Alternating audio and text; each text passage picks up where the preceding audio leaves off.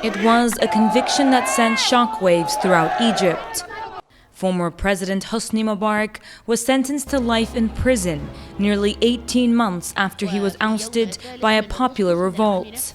The 84-year-old Mubarak was found guilty of ordering his security forces to open fire on peaceful protesters during the revolution. Mubarak's despised interior minister, Habib al-Adli, was given the life sentence for his role in killing hundreds of Egyptians.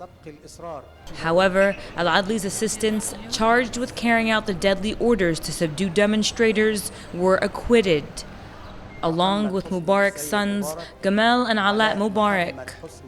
لكن بتاع الامن الدوله المفروض ما يخش براءه دي باي حال من الاحوال. بتاع الامن العام ما يخش براءه باي حال من الاحوال. Upon hearing Mubarak's verdict, a number of protests made their way to Tahrir Square denouncing his sentencing. They say that Mubarak has blood on his hands and is not only responsible for the nearly 1,000 people who died during the 18-day uprising, but also the deaths of many of those during his 30-year reign. A number of family members of the victims are here in Tahrir Square, and they talk about how justice has not been brought to them, despite the fact that their former dictator is now going to spend the rest of his life in prison. ضرب بالنار، خد رصاصة في قلبه، عنده 26 سنة، عنده ابن عنده 3 شهور، لسه متجوز بقاله سنة، ما ينفعش عشان هو كده الناس اللي هي قتلت أصلاً برأهم. As hundreds converged here in Tahrir Square, a number of smaller marches broke off and tried to head down the notorious Mohammed Mahmoud Street, which leads to the hated Interior Ministry.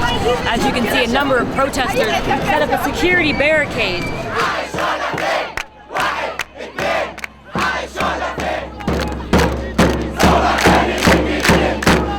Mubarak's life sentencing comes barely 2 days after the lifting of the reviled emergency law.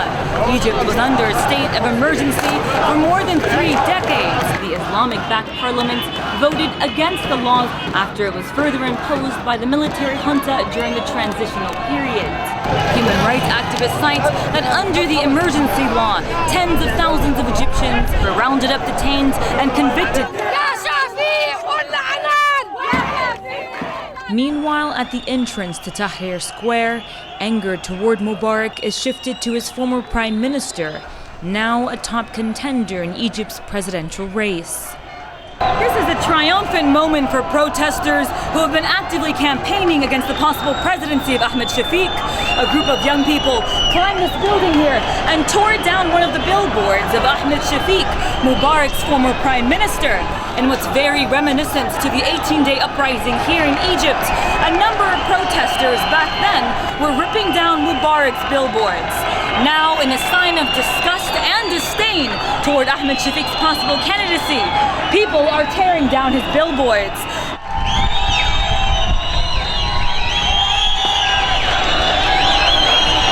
As you can see, there's a cheering crowd below that just came from Tahrir Square. Celebrating protesters rush pieces of Ahmed Shafiq's destroyed billboard toward Tahrir Square, where it's burnt and stomped on. الله الدنيا كله هنا مش عايز شفيق. إن شاء الله شفيق مش هيمسك. عشان ده واحد حرامي وإحنا كنا ماسكينه، كانوا عارفينه.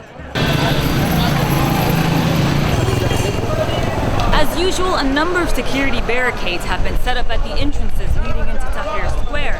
Protesters who converged here this morning say they're expecting thousands more to come and partake in another occupation against the military council and against their elections that are due to take place later this month. Jahan Hafiz for The Real News, Cairo, Egypt.